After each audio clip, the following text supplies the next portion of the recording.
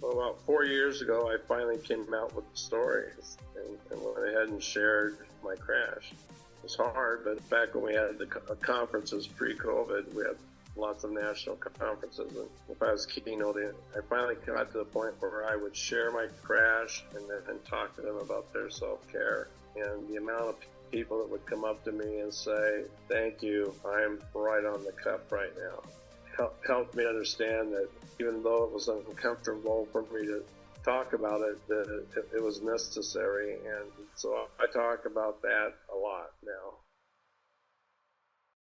Welcome to the Society's Child podcast, where we have real conversations about being a trauma-responsive educator in the midst of a significant mental health crisis. Hi, I'm Trish Senzak, a former educator, compassion advocate, and Jesus lover, and I'm so grateful that you're here. Are you feeling confuzzled about your students' behavior and needs? You're not alone.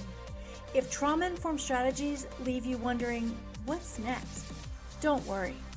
My friend, I've been there too. As a foster mom and a child of complex trauma mixed with my experience as a teacher, it's led me to finding a compassionate, whole child approach that's evidence-based, practical, and transformational, and I'm so eager to share it with you. Whether you want to connect with your students on a deeper level, create a trauma-sensitive environment, or you just need a little bit of encouragement or support, you're in the right place. So grab a drink, a pen, or your earbuds, and let's work together to create a safe and student-attuned trauma-responsive school culture. Society's children need you, so let's get started. Hey friends, welcome back. I hope that you have been enjoying all of the conversation that I've had with Jim Sporleader. And if you've not had a chance to listen, go back to the last episodes because this is part 3. All of what he has offered has been incredible. So I hope that you find this helpful. Today, I want you to listen for the hope he offers. And also for those of us who are just all encompassed in our jobs, he encourages us with a little bit of wisdom on how we can find balance as we do our jobs on our campuses. I hope this encourages you, my friends. So let's get right to part 3 of this interview. What hope would you offer those of us who are still trying to implement it, administrators that are in the thick of it? Well, in our system, when we have really difficult kids, we tend to write them off and say that they're not going to turn out. We do that all the time. And we'll do it when they're in middle school. That they're on a bad track, they'll never make it. Because of my age and all, my Lincoln kids have gone through the ACEs research in that the brain continues to develop up to age 25. My kids are in their early 30s. And to see how many of my kids that maybe weren't making real positive choices, all of a sudden, there's this click. And they make a 180, and they come to the understanding this isn't the direction I want to go, and now they're on the right track. And it's so beautiful to see that and to understand you never write a kid off. I've got 3 boys that they're in some pretty heavy duty stuff. They all went to prison. During prison, they made the decision we're not coming back. They've been out, I think, 4 years now, maybe 5. They have their own little families, and they preach sobriety on their Facebook. Or if they know someone's going through a bad time, they'll say, "Hit me up. We need to talk." And that brain development is so true. But I do have a cute story in that I hired 2 of my kids run my website. I have no computer skills whatsoever. I was paying them $200 a month, and then we would meet for breakfast every so often, and it was so much fun. I be honest with you, I could have cared less about the website, but they would tell me, "Jim, you need to do this and this to draw more traffic and what have you." And then one breakfast they said, "Hey, you know how you pay us to do your website?" And I said, "Yeah." I said, "I enjoy doing that." They said, "Well, we've been studying about investments. We have $4,000 in the bank." I said, how could you get $4,000 in the bank? Well, we're investing in things. 4,000 went to 10,000, went to 15, and they started a cookie business. Wow. As they're getting their computer science degree.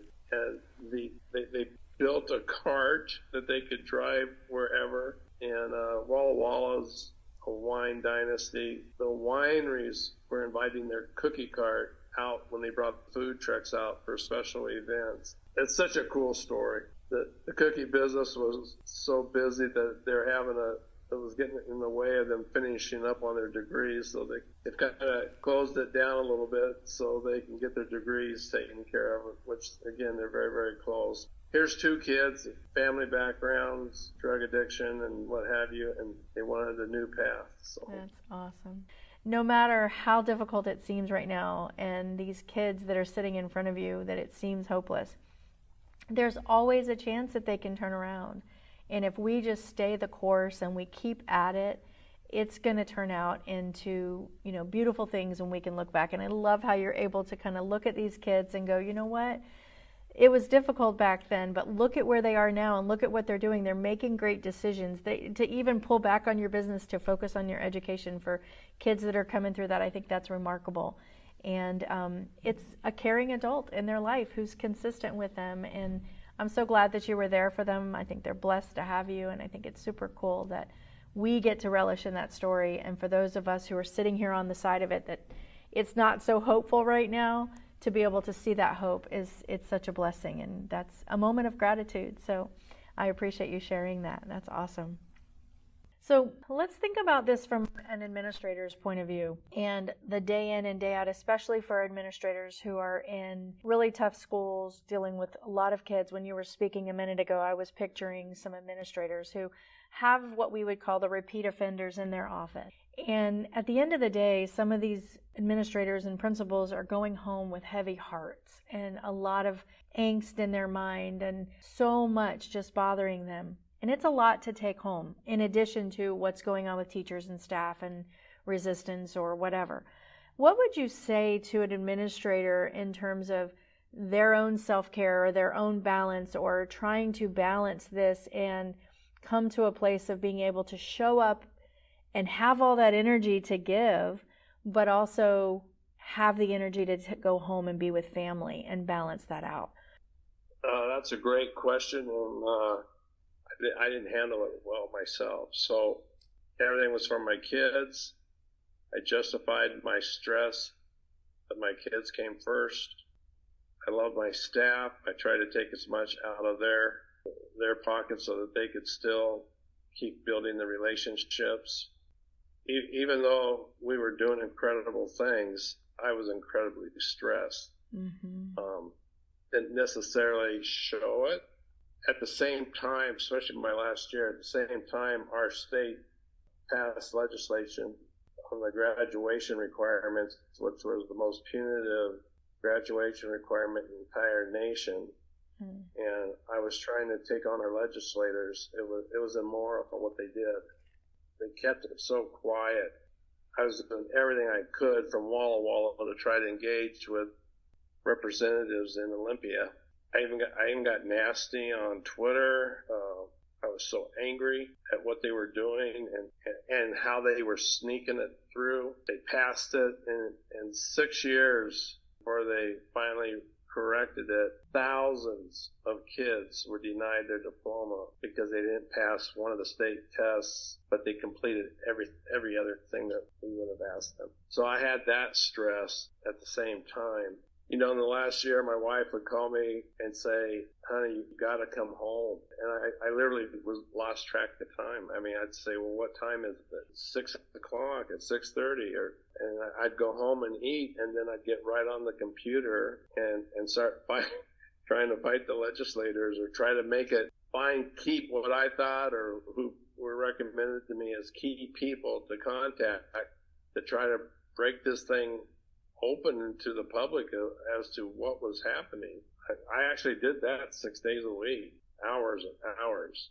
It caught up to me. And I had a film in the building. And you would think that if people go, oh, you had your high school got filmed. There was a lot of stress around that. Mm-hmm. And I have to be honest and say my self-care, I have a strong athletic background, and I was raised, if you got knocked down, you got back up. quicker than the person that knocked you down. And I always had that mentality that, yeah, I'm stressed, but if you knock me down, you can't keep me down. I'm going to be back up. And, but my stress was at the point that I could tell I was not doing well. I even prayed before we went on our family vacation. If God could get me through that family vacation, that I would go to the doctors when I got back, which I know in my mind I probably wouldn't have. I ended up crashing on vacation with my family, and the entire family was there when I crashed. Scared them to death, had to be taken by ambulance, 17 miles. And so when I had to do the follow-up with my own doctor, my doctor says, bring your wife with you, which was a little humiliating for me, but I took my wife into the appointment with me, and my doctor, who I've had forever, said, Jim, I don't want to hear from you. You'll tell me what I want to hear or what you want me to hear. He goes, I want to talk to Jill because she'll tell me what I need to hear. And he just said, I read the report. I don't think Jim's ready to go back to school. My wife said, he's not. He hasn't been doing well for a long time. I just jumped and, no way, I'm fine. And he says, I'm not listening to you. So anyway, he put me out for 6 weeks for medical leave. I didn't get to go back the first day. And I'm telling you, the pain of not being able to see my kids, my anger, which was always my coping skill. I mean, I even told my wife, I said, honey, they might have put me on a 6-week leave, but watch me. I'm going to be back before then. It's the first time in my life that I got knocked down and couldn't get up. So every time I got angry, I just crashed again. And I did that over and over and over again to where finally my doctor brought Jill and I in, and he just said, do you want to live or die? At that point in time, he said, I think you need to take a medical retirement. That's what we did. At that time, I'd been out for 6 months already, and I knew I wasn't getting better. The powerful piece is how God works. And I had a mentor, and he walked with me through that whole journey, and he taught me to be grateful in all things. If you've been brought up in the church, you've heard that all your life, but I was never grateful when I had to go through trials. But I finally got to the place, to my loving wife helped me as well, is I finally said, I'm grateful that I crashed. I don't know what's in front of me, but I know God has a plan, but I didn't know what it was. And once I came to that point, 3 weeks after that, a donor sent a check to cover my salary for 3 years. Wow. And so my first year, I got to do ACE training in Walla Walla with the schools. And then I started getting calls from out of state. And then the second year, I was on the road constantly. And in fact, after the second year, I got a hold of the donor and said, I don't need the income anymore. I'm doing fine. And for about 7 years, I was traveling about 100,000 miles a year. And so who would have known God would provide, right? Wow. Well, not only provide, but who would have known that I would have the opportunity to help other schools with the implementation of a trauma-responsive approach. So if you could give recommendations, it sounds like you had a pretty bad crash. All evidence points to there needs to be balance. In hindsight, what do you think you would do differently? What would you recommend that someone really adopt in their personal care in order to keep that crash from happening? Well, about 4 years ago, I finally came out with the stories and went ahead and shared my crash. It was hard, but back when we had the conferences pre-COVID, we had lots of national conferences, and if I was keynoting, I finally got to the point where I would share my crash and then talk to them about their self-care. And the amount of people that would come up to me and say, thank you, I'm right on the cuff right now, helped me understand that even though it was uncomfortable for me to talk about it, that it was necessary. And so I talk about that a lot now. I talk about gratitude and balance. I was 265 pounds, and once I accepted gratitude, the other piece of that is to balance it with something else, which for me was exercise. And I lost 55 pounds. a lot healthier, and I got into walking big time, and that's where I would express my gratitude when I was out walking. The healing, it was incredible. But I think when you get into self-care, we can share it. Boy, it's really tough as to who will accept it and apply it, because I have to look at myself and say, if you would have talked about self-care with me, I would have told you I got it taken care of, because you can't knock me down, right? Right. And most of us who are driven to be at the top like that and to keep going, especially when we're fighting for kids, we always think... You justify your stress yes, because you it's do. for the kids. Yes, you do. But I hope that anybody that's listening to this will, maybe if they're going through something and they know, and I mean, you knew, like you said, you knew that if you just get me through this vacation, you knew there was something going on. If there's someone listening that's in that situation, let's just pray that God's knocking on their heart and that they will realize they've got to, before they crash, they've got to find what works for them for their self-care and their balance. We need those people around to be able to continue to implement this and to continue to bring this movement across different campuses. So the last thing we need is for people to be exiting in a crash. We need their energy.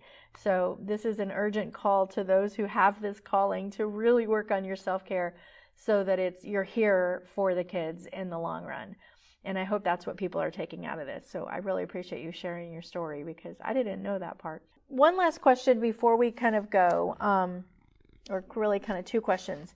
What areas do you think get overlooked when we're trying to implement this across the board? There's always some of those areas that you're like, oh man, we probably should have put more emphasis there, or maybe we didn't think about that. Are there anything like that you could share with us that administrators probably need to be making sure they're checking into? I would say pre-COVID, we had a great momentum going nationally. Mm-hmm. I feel like that's one of the blessings I've had in my journey, is I've been able to keep an awareness of the pulse of the movement. And after COVID hit, the stress, I don't think teachers or administrators have been under that kind of stress in our history, but even more so, the stress that was put on our kids to be pulled away from that caring adult for almost 2 years. Now that we're in post-COVID, our kids came back. Their behaviors were just so extreme, worse than we've ever seen, because of the stress that our educators have gone through. People really fell back into a very traditional mindset. And so it's get these kids out of here. It's been hard. It's been heartbreaking. It's just now picking up traction again. I mean, I trained 58 schools in Indianapolis, and our top district that was showing incredible growth post-COVID couldn't commit to any trainings at all. Monday, I'm flying back to Indianapolis, and educators are now starting to say we need help. Well, I am so grateful for the time that you've spent with us, and I have a feeling that this is going to turn into more than one episode, maybe two, maybe even snippets all along the way. So what you have shared with us today it's gold. It's information that's hopeful and helpful, and I'm eager to share it with people so that hopefully they can learn some things too. So thank you, and keep doing what you're doing, and we're cheering you on as you go forth and continue to do your speaking and spreading the message out there. So thank you for being here with us today. I'm very grateful. Thank you very much. Thank you, Tricia, and thanks for the work that you're doing as well. So if you've not had a chance to watch the Paper Tigers documentary about Jim Sporleder and his school, I'd recommend you go back and check it out and watch it. It's truly inspiring, and it really gives us the hope and the possibility of that this work can really be done. If you're looking for ways to build more peace in your career, I've created a list of 75 affirmations based on 25 Bible scriptures, and I'd love to share it with you and help you keep your sanity. You can go to trishz.com/Bible-AFFS. That's AFFS for affirmations. I'll also leave the link in the show notes for you too. Until next time, my friend, stay grounded, stay regulated, and stay prayed up. Hey, amazing educators, thanks for tuning in. If you found this episode helpful, I'd love for you to hit subscribe and leave a review. Even better, share this episode with a colleague. And hey, I'd love to connect with you on social media. You can even join my Facebook group for some extra support and a dash of inspiration. I've left all the links in the show notes. Until next time, my friend, remember, you're not alone on this journey. You've got this. Keep making a difference and stay teach-tastic.